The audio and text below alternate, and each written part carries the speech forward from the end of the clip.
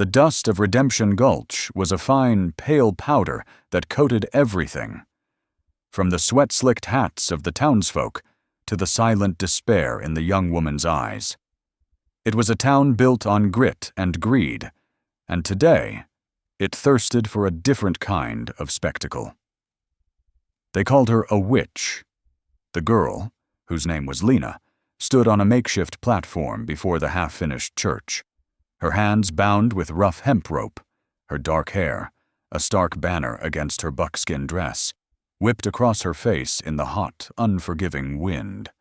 She trembled, not from the cold, but from the heat of 100 hostile eyes. Leading the charge was Reverend Corbin, a man whose piety was as thin as a desert shadow at noon.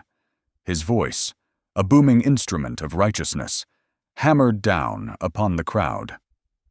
This devil's spawn has brought a curse upon our land, the blight on our crops, the fever that took good Jedodiah. It is her doing. She communes with spirits, her heathen tongue casting spells that wither the good works of the Lord. A roar of agreement rippled through the assembled men and women. They were a powder keg of fear and superstition, and Corbin held the match. They saw her otherness, her quiet ways, her knowledge of wild herbs, and he had shaped it into a confession of malevolence. Lena's gaze darted across the sea of hardened faces, searching for a single drop of mercy. She found only the grim satisfaction of the righteous. Her people had taught her that silence held strength. But here, her silence was her condemnation. Then, a figure detached itself from the shadows of the general store's porch. He moved without haste, a man carved from the very rock and dust of the West. He was old, his face a roadmap of hard miles and harder fights, his eyes the color of a faded storm cloud. A long, gray duster hung from his broad shoulders, unable to completely conceal the worn Colt peacemaker holstered low on his hip. This was Jedodiah. He was a man who had come to Redemption Gulch seeking nothing but obscurity, a quiet place to let his ghosts lie. He didn't speak. He simply walked, each step deliberate, crunching softly in the dirt. The crowd parted for him, a wave of unease rippling outward. They knew the look of a man who was intimately familiar with violence, even if he now kept it leashed. Jedodiah stopped directly in front of the platform, placing himself between Lena and the preacher. He didn't draw his weapon. He didn't utter a threat. He just stood there, a silent, immovable object. Reverend Corbin's sermon faltered, his face flushing with anger at the interruption. "Step aside, old man," he commanded. "This is the Lord's business." Jedodiah's gaze lifted slowly to meet the preacher's. He gave a slight, almost imperceptible shake of his head. The message was clear. No. This open defiance shattered the fragile control of the scene. "He's with her!" a woman shrieked. Corbin seized the moment. "He's one of them, a sympathizer to witchcraft. Seize him! Seize them both!" he bellowed, pointing a trembling finger.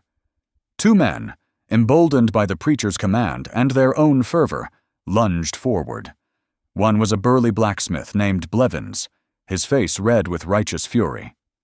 He reached for Jedodiah, his thick fingers like sausages ready to grab and crush. What happened next was too fast for most to follow. It was not the clumsy brawl of a saloon. It was a blur of motion, economical and brutal. Jedodiah didn't draw his gun to fire. His hand moved like a striking snake, the heavy steel of the Colt peacemaker clearing the leather in a flash. But instead of aiming, he brought the barrel up in a short, vicious arc. There was a sickening crunch as the metal cracked against the side of Blevins's jaw. The big man's eyes rolled back in his head, and he crumpled to the dust without a sound. The second man froze mid-stride, his face a mask of shock and sudden, cold fear. The rest of the crowd fell silent, the angry roar dying in their throats. They had expected a struggle. They had not expected this terrifying efficiency. In that heartbeat of stunned silence, Jedodiah moved. He lunged onto the platform, the small knife from his boot appearing in his hand. With a single flick, he severed the ropes binding Lena's wrists. He grabbed her arm, his grip like iron, pulling her off the platform. His voice was a low, urgent rasp in her ear. "Stay with me. Don't stop." He didn't turn his back on the crowd. He began to back away, pulling the terrified but obedient Lena with him, his eyes scanning the sea of faces, his Colt now held loosely at his side, a clear and present promise of more violence. "Don't let them escape," Corbin finally screamed, his voice cracking with humiliation and rage. "He is one man. You are the righteous hand of God." A few men, spurred by the preacher's shriek, started to edge forward, their bravado returning. A bottle shattered on the ground near Jedodiah's feet. They were a closing trap. Jedodiah didn't run. He retreated, pulling Lena into the narrow, dark alley between the general store and the saloon. A bottleneck. He shoved her behind him. "The horses! Behind the saloon! Go!" As Lena scrambled past him into the relative darkness of the alley, Jedodiah stood his ground at the entrance, a grim sentinel. A shot rang out, fired by a nervous townsman, splintering the wood of the doorframe inches from his head. Jedodiah didn't flinch. He raised the Colt, not firing wildly, but aiming with chilling deliberation at the water barrel outside the saloon. The gun roared, and the barrel exploded, sending water and wood splinters flying, forcing the front rank of the mob to stumble back. It was all the time he needed. He ducked back into the alley, the sounds of the furious, regrouping mob echoing behind him. He found Lena fumbling with the reins of two horses tied to a hitching post. He untied them with swift, practiced motions, threw Lena into her saddle, and mounted his own in a single, fluid movement. "Ride," he yelled, slapping the rump of her horse. They burst from the alley's far end, galloping hard out of town, leaving behind not a silent crowd, but a furious swarm of bees they had just kicked over.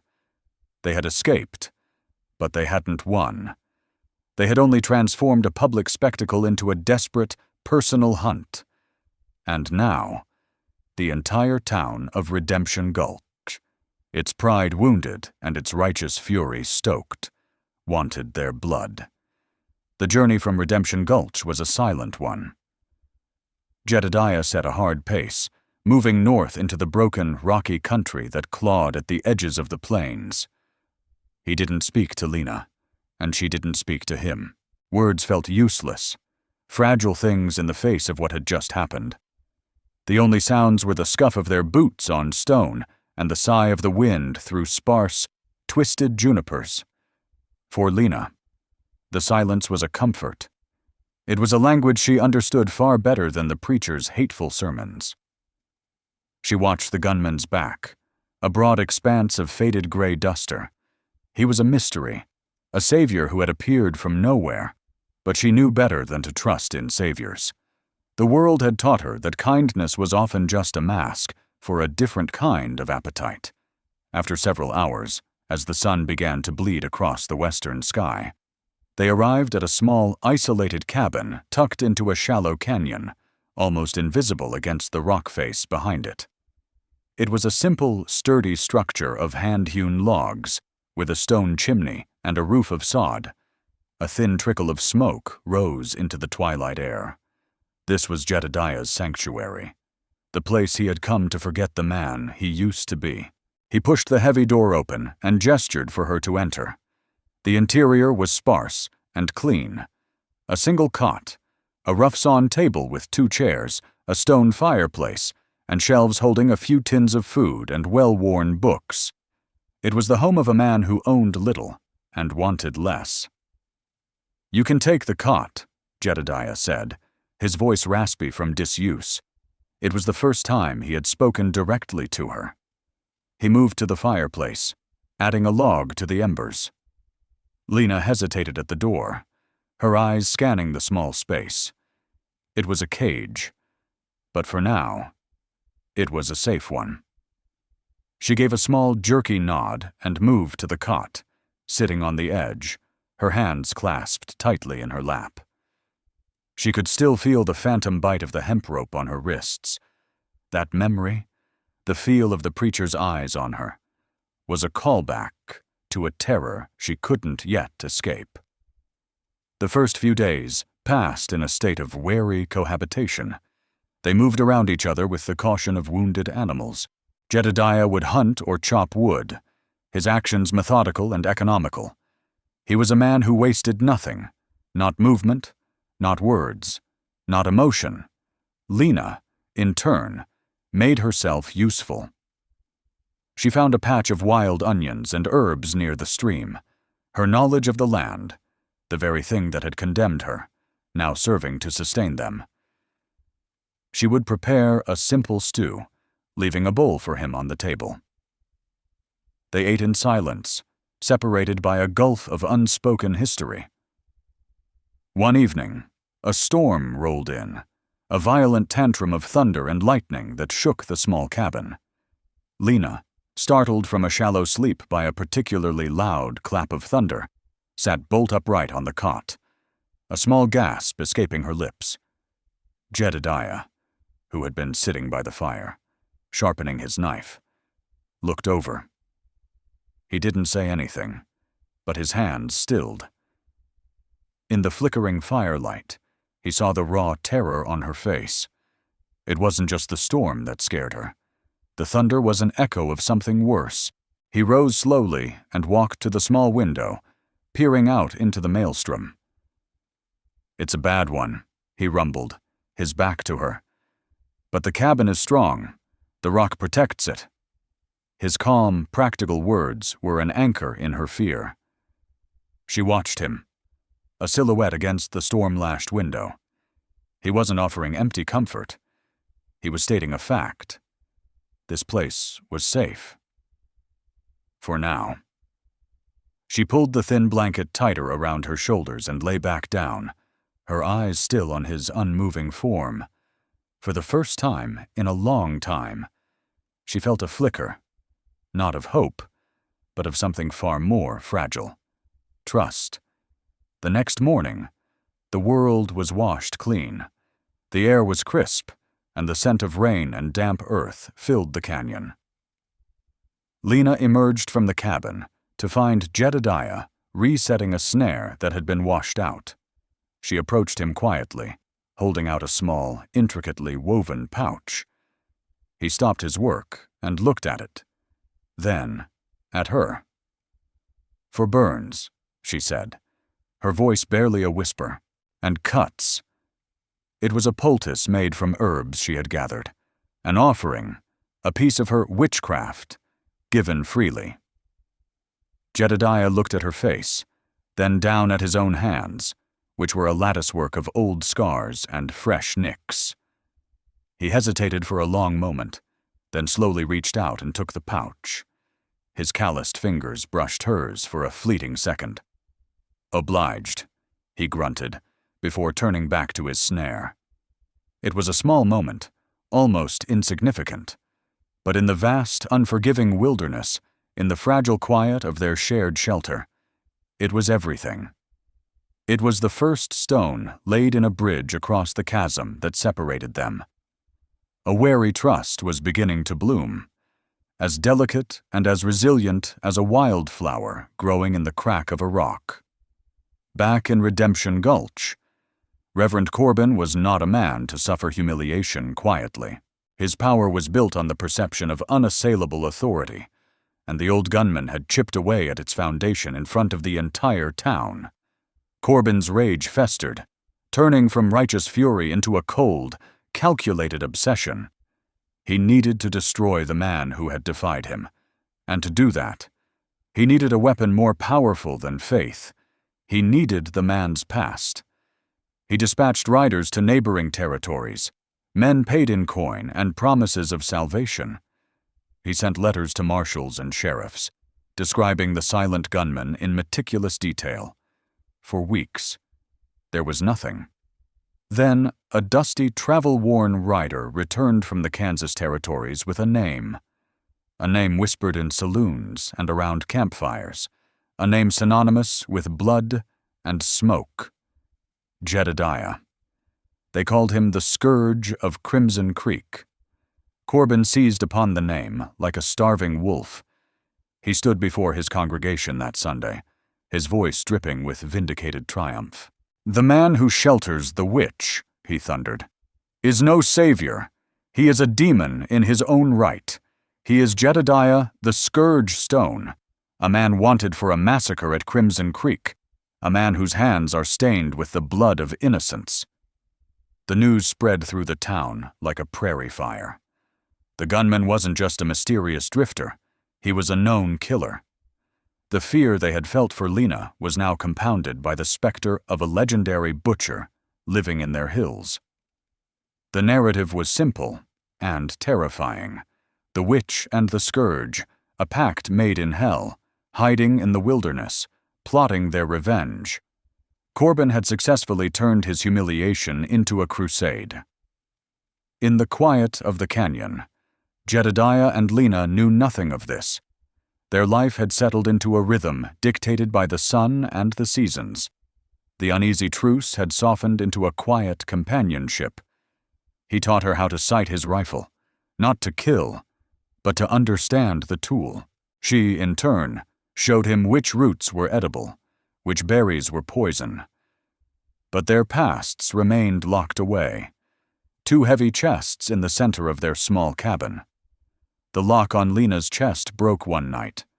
A nightmare, vivid and suffocating, tore her from sleep with a choked scream. She sat up, panting, her face slick with tears. The dream was always the same: the smell of smoke, the heat of the fire, the terrible, unnatural silence that came after the shouting stopped. Jedodiah was awake instantly, the Colt appearing in his hand as if by magic. Seeing her distress, he slowly lowered it. He didn't move from his chair by the dying fire, giving her space. "The fever," she whispered into the darkness, her voice ragged with a grief that was still raw. "It took them all. My mother, my father, my little brother." She was reciting the story she told herself, the story she told the world. It was a simpler pain than the truth. Jedodiah watched her, his expression unreadable in the shadows. He recognized the shape of her grief. It was a mirror to his own. He thought of another fire, another family, a woman's laughter, a child's small hand in his. Memories he had tried to bury under miles of dust and years of silence. "Grief is a heavy stone to carry alone," he said, his voice a low rumble. His unexpected empathy cracked something open in her. The lie crumbled.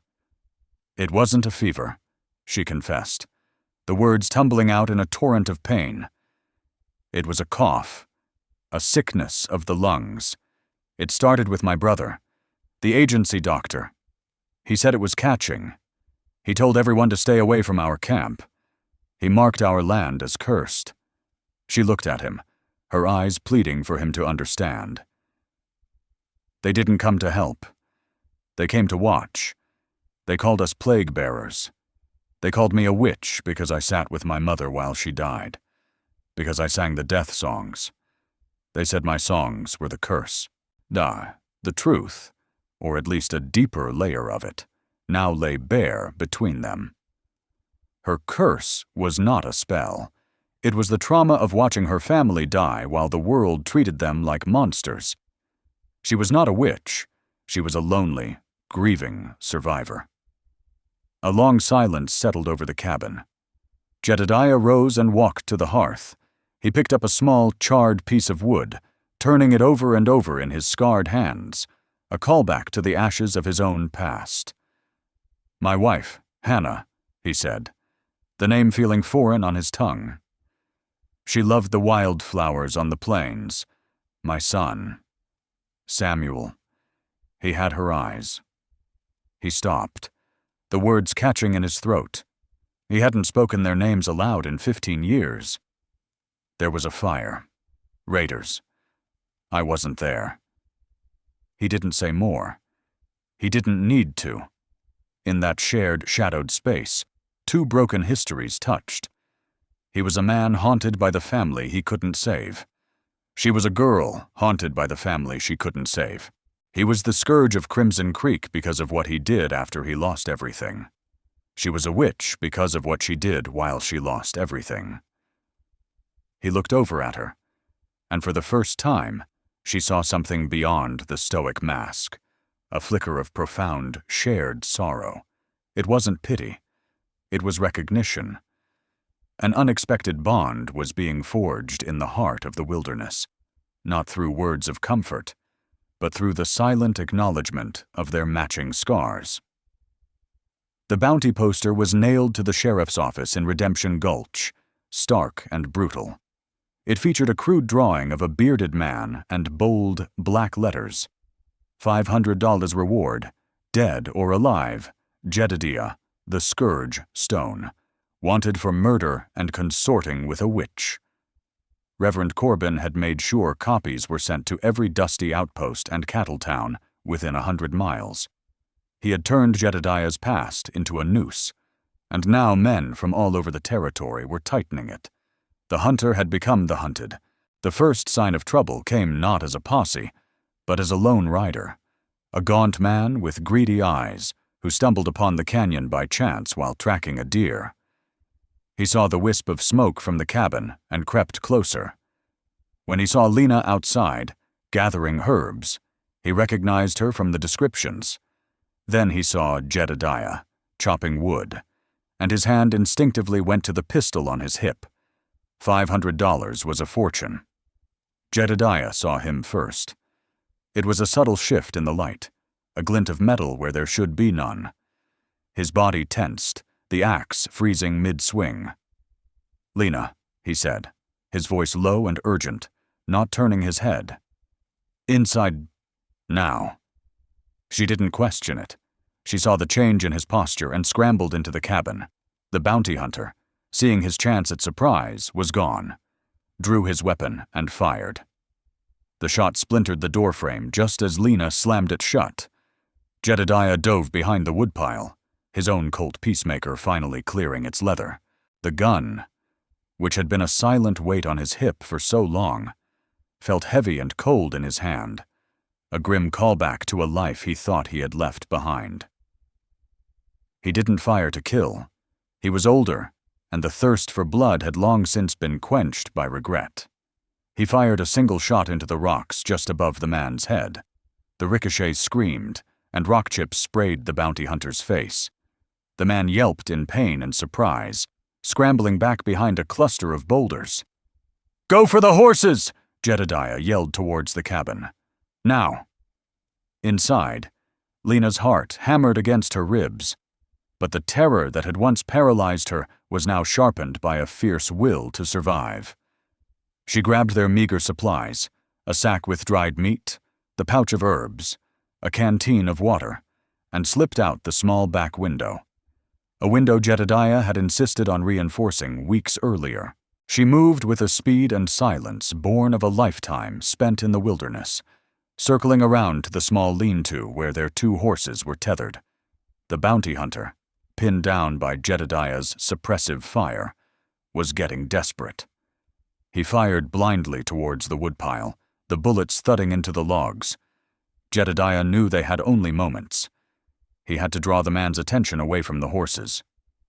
He took a breath, rose just enough to get a clear line of sight, and fired again. This time, the shot was aimed. It struck the bounty hunter's pistol, sending it flying from his grasp with a sharp crack of metal on metal. The man cried out, clutching his numb and stinging hand. That was all the time they needed. Lena had the horses ready. Jedodiah broke from his cover, running in a low crouch, and swung himself into his saddle. He pulled Lena up onto her horse as she struggled to mount. "Ride," he yelled, slapping the animal's rump. They galloped out of the canyon, not looking back. They were no longer protectors in a hidden sanctuary. They were fugitives. The cabin, which had been a fragile symbol of peace, was now just another ghost they were leaving behind. For days, They rode hard, pushing deeper into the Badlands. The land itself became their primary adversary. It was a brutal, elemental world of towering mesas, scorching sun, and nights so cold they ached in the bone. They navigated by the stars, Lena's knowledge proving as vital as Jedodiah's gun. She found hidden springs where it seemed no water could exist. She identified tracks, warning him of a panther's passage or a rival party of men. Jedodiah, in turn, shielded her from the worst of it. He took the longer watches at night, sitting with his back against a rock, his rifle across his lap, his gaze sweeping the darkness. He was thinner, his face more gaunt, but his eyes were sharp and alert. The skills of the scourge were resurfacing, not with the old rage, but with a weary, protective pragmatism. He was no longer just running from his past. He was using it to keep her alive. One night, huddled beneath a rock overhang as a cold rain fell, Lena tended to a gash on Jedodiah's arm he'd gotten from a fall. As she carefully applied the herbal poultice he had accepted days before, she looked at the grim set of his jaw. "This is my fault," she whispered. "They hunt you because of me." Jedodiah looked at her, his storm cloud eyes catching the dim light of their small, smokeless fire. "They hunt me for who I was," he corrected, his voice quiet but firm. You're just the reason I stopped hiding from it." In that moment, she understood. Their desperate flight was not an end. It was a crucible. It was stripping away their old identities, the witch, the scourge, and forging them into something new. Two survivors bound not just by circumstance, but by a shared, unspoken duty to one another. They were running for their lives, but for the first time, they were running together. Their flight had taken them into the heart of the Stone Country, a labyrinth of canyons and mesas so vast and desolate it felt like the world's first morning. They had outrun the bounty hunters for now, but their supplies were dangerously low, and the gnawing chill of an early winter was beginning to creep into the air. The physical hardship was relentless, but it was the quiet moments around a meager campfire that were becoming the most intense. The walls between them, already weakened, were beginning to crumble entirely. One night, under a sky littered with so many stars it seemed to hurt the eyes, Lena was staring into the flames, her face a mask of deep, troubled thought. The chase, the ever-present danger, had stirred the silt of her deepest memories. The story she had told Jedodiah, of the lung sickness, of her family's quarantine and death, was true. But it was only the surface layer, the preamble to the real horror. Jedodiah watched her, recognizing the look of someone wrestling with a truth too heavy to bear. He passed her a piece of hardtack without a word. She took it, but didn't eat. "The sickness," she began, her voice so low it was almost lost to the crackle of the fire. "It made us weak. It made us outcasts. That's why they chose that time to come." Jedodiah's gaze sharpened. I thought you were alone." She shook her head, a single tear tracing a path through the grime on her cheek. "We were alone. The other families had moved on, afraid of the illness. It was just our camp. My father, he had found something. A line of silver in the creek bed on our land. He showed a sample to a trader in the next territory. He was proud. He said it would be a new start for us." A cold dread began to settle in Jedodiah's gut. He had seen this story before, written in blood and greed across the West. "The trader must have talked," Lena continued, her voice gaining a haunting, distant quality as she relived it. A few weeks later, when the sickness was at its worst, they came. It wasn't a mob. It was a small group of men, riding in the dead of night. They were led by Reverend Corbin. Jedodiah went rigid. The preacher's face, contorted in righteous fury back in Redemption Gulch, flashed in his mind. The memory was a callback to the very beginning of their ordeal, now cast in a sinister new light. "He wasn't a reverend then," she clarified. "Just Corbin. He said our land was cursed, that the sickness was a sign we had to leave. My father refused. He was weak, but he stood his ground. He told them the land was ours, by treaty." Her breath hitched, a sob catching in her throat. Corbin laughed. He said God had given him a new treaty. Then he gave an order. She looked up at Jedodiah, her eyes wide with the unspeakable. "It wasn't a fever that killed my family. Jedodiah, it was rifle fire. They shot them. My father, my mother, my little brother, who was too sick to even stand. They shot them all. And then they set fire to the lodges to hide what they'd done, to make it look like the plague had just burned itself out. The truth landed with the force of a physical blow. The witch hunt, the accusations, the town's fear. It was all a lie, a monstrous, calculated lie constructed to hide a massacre. Lena wasn't a witch who had cursed the town. She was the lone survivor and sole witness to its leader's foundational crime. Her curse was her memory. "I survived because I was in the woods," she whispered, her body trembling violently now. "I was gathering roots for my mother's cough. I heard the shots. I hid. I watched them burn my world." Jedodiah stared into the fire, his hands clenched into fists so tight his knuckles were white. The scars on them seemed to burn.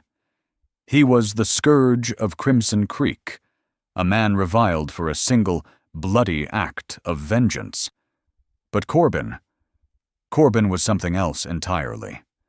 He was a devil cloaked in scripture, a man who murdered a family for a whisper of silver and then twisted the narrative, using fear and faith to persecute the only person who could expose him. Lena finally broke, the grief she had suppressed for so long overwhelming her in a wave of silent, body-racking sobs. Without thinking, Jedodiah moved to her side. He didn't offer platitudes or empty comforts. He simply put a hand on her shoulder, a solid, grounding presence in the vast, cold darkness. His touch was a silent vow. "One of them," she choked out, fumbling inside a small pouch she always wore around her neck. "He dropped this by the fire." She opened her hand. Lying in her palm was a heavy, ornate silver locket. It was tarnished and dented, but an elaborate C was clearly engraved on its surface. Jedodiah looked from the locket to her tear-streaked face. Everything clicked into place. The preacher's venomous hatred of her wasn't just fanaticism. It was the frantic fear of a murderer trying to silence the last ghost of his crime. In that moment, under the cold, watchful eyes of a billion stars, the dynamic of their journey shifted irrevocably. They were no longer running for their lives. They now had a reason to stop. The revelation of the massacre settled over their camp like a winter shroud. The silver locket, engraved with Corbin's initial, lay on a flat rock between them, a cold, damning piece of evidence. For Jedodiah, the truth was a fire in his gut. All his life, he had been running from the ghost of who he was, the scourge of Crimson Creek, a man who had dispensed his own brutal justice after the law failed him. He had sought obscurity, a quiet atonement through silence and self-exile. But now, justice wasn't an abstract concept from his past. It was sitting right in front of him, embodied in a grieving young woman and a tarnished piece of silver. He looked at Lena. The wild, hunted fear in her eyes had been replaced by a quiet, searing resolve. She was no longer just a victim. Knowing that Jedodiah believed her, that her truth was finally out in the open, had ignited a core of strength within her. She wanted justice, not just vengeance. She wanted her family's names cleared of the stain of plague and curse. "We go back," Jedodiah said. It wasn't a question. It was a statement of intent. Lena looked up, her dark eyes meeting his. She didn't hesitate. "We go back," she agreed. The decision changed everything. Their posture, their pace, their purpose. The ride out of the Badlands was no longer a desperate flight, but a determined advance. They were no longer fugitives scurrying from the law. They were two people riding toward a reckoning, armed with a truth more powerful than any gun. Jedodiah's mind, long clouded by regret, became sharp and clear. He was no longer just a protector. He was a strategist. He knew Redemption Gulch. He knew its people, their fears, and their blind spots. A straight assault was suicide. Corbin held the town in the palm of his hand, wrapped in the comforting cloth of righteousness. They couldn't fight him with bullets. They had to fight him with his own weapon, an audience. "Sunday," Jedodiah said as they made a cold camp one night, the lights of a distant settlement twinkling miles away. "We ride in on Sunday morning, when the whole town is in his church, in his house of lies." It was a terrifyingly bold plan. To walk into the lion's den, surrounded by the very people who had wanted to burn her at the stake. But Lena understood the logic. The truth had to be revealed in the open, before everyone. A secret accusation would be dismissed as the ravings of a witch and a killer.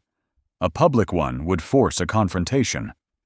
As they prepared for the final leg of their journey, a subtle shift occurred in their interactions. The shared purpose created a new kind of intimacy. One morning, as Jedodiah saddled his horse, his movements stiff from the cold, Lena approached him quietly. She held a single hawk feather, its edges sharp and perfect. It was a callback to the wild freedom of the lands they had just survived. Without a word, she reached up and carefully braided the feather into the coarse mane of his horse. In her culture, it was a symbol of strength, clarity of vision, and safe passage. It was a blessing, an act of profound faith in him, in their mission. Jedodiah watched her nimble fingers, a strange tightness in his chest. For years, his only companions had been ghosts. Now, this young woman, who had every reason to hate the world, was offering him a symbol of hope.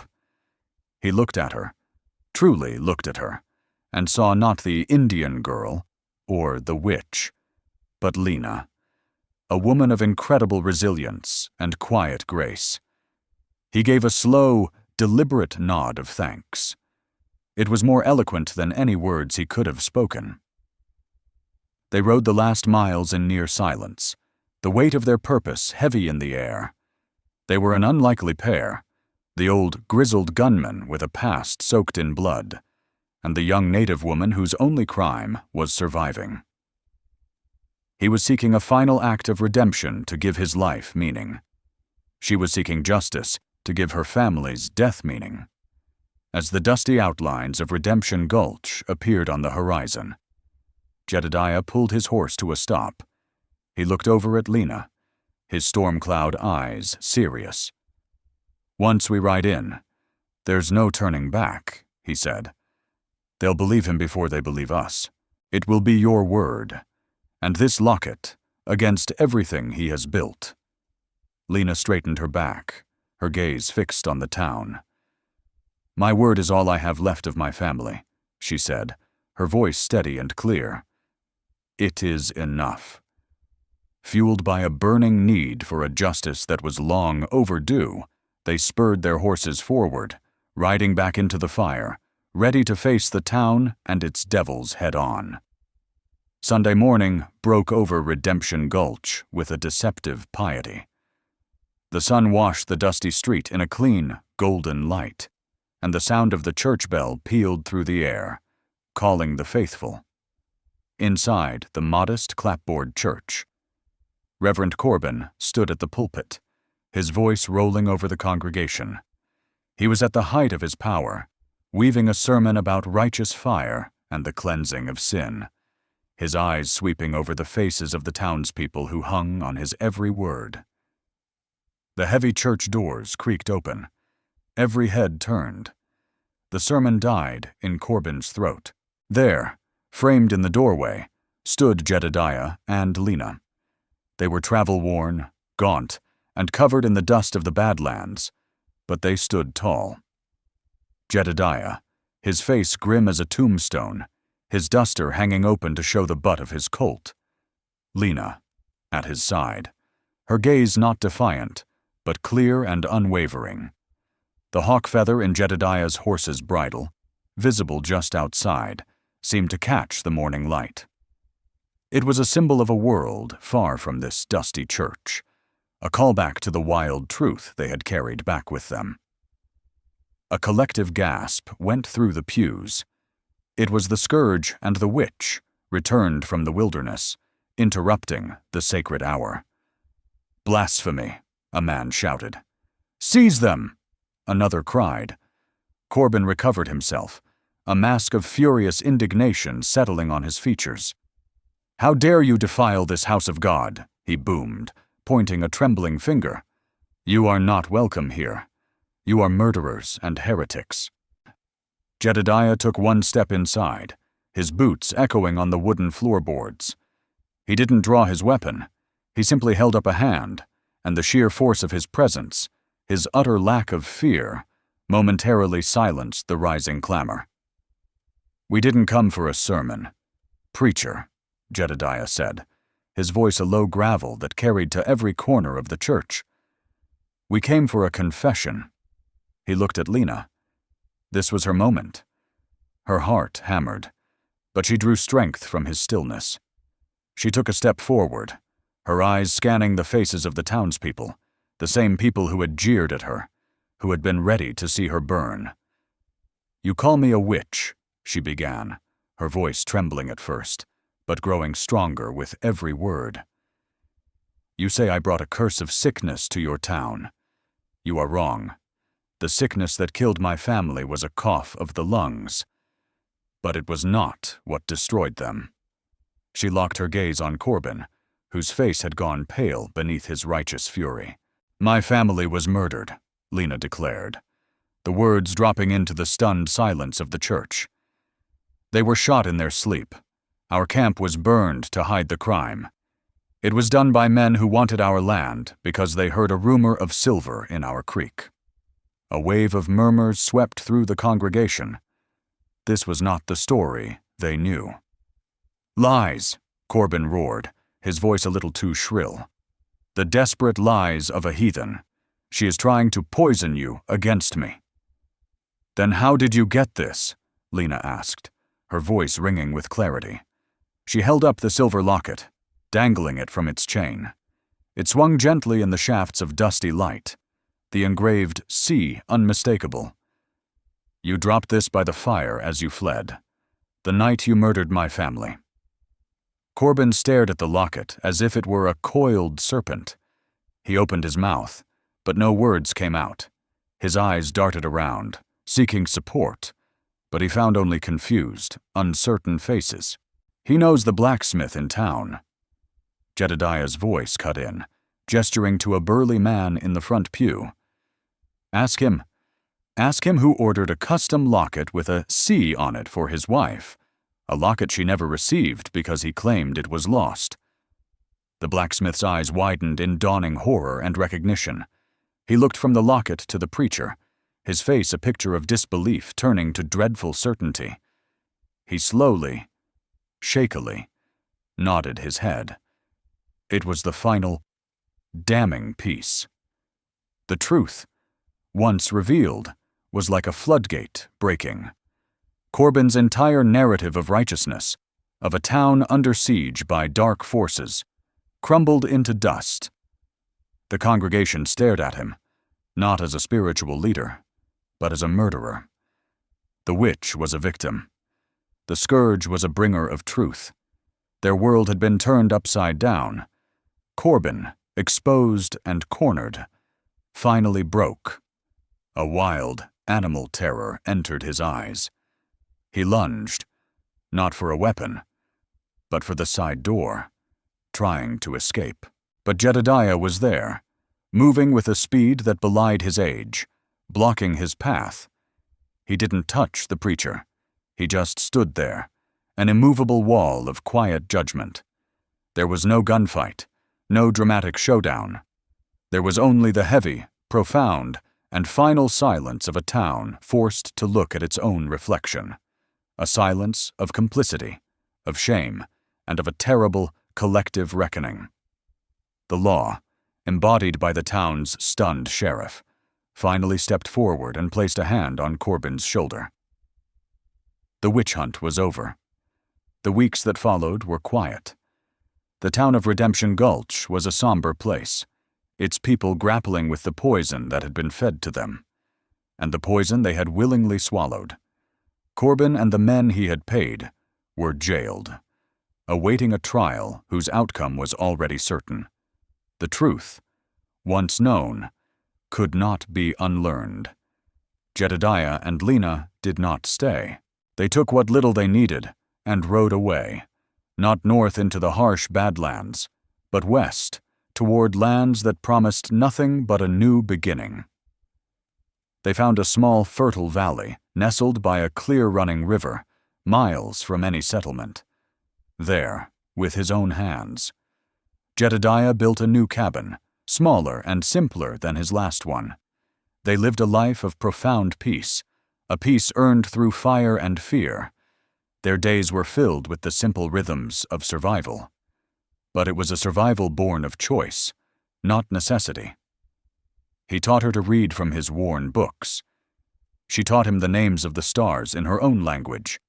Words were no longer fragile things, but bridges built between their two worlds. Their love story was not one of fiery passion or grand declarations, but of a deep, quiet understanding, a bond forged in shared trauma and mutual respect. It was the comfort of a shared silence, the trust in a watchful presence, the simple gesture of a hand reaching out in the dark. Jedodiah Stone never again raised his gun in anger. He had sought a quiet end, and instead found a quiet life in protecting Lena. He had finally saved himself, balancing the bloody scales of his past not with more death, but with one singular act of defiant compassion. Lena, in turn, found not just justice, but a home. She planted a garden, and the wild herbs that had once condemned her now grew in neat, peaceful rows in the vast, unforgiving landscape of the American West, a place so often defined by its brutality and its battles. Their story became a quiet legend. It served as a reminder that courage is not always found in the heat of a gunfight, but in the steadfast refusal to let hatred triumph. In the harshest of lands, kindness is not a weakness. It is the strongest, most resilient fortress of all.